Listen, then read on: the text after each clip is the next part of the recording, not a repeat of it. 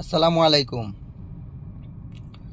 গতকাল রাত আনুমানিক 1-2টার সময় একটা ভয়াবহ গাড়ি দুর্ঘটনা ঘটেছিল বেঙ্গালুর হোয়াইটফিল্ড বৈদেহী হসপিটালের সামনে।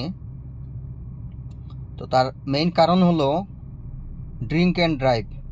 মদ খেয়ে গাড়ি চালাচ্ছিল অন্য একটা গাড়ি, আর সেই গাড়িকে বাঁচাতে গিয়ে এই গাড়িটা গিয়ে ডিভাইডারে মেরে দিয়েছে। তো আপনারা দেখুন, ভিডিওটি দেখলে বুঝতে পারবেন।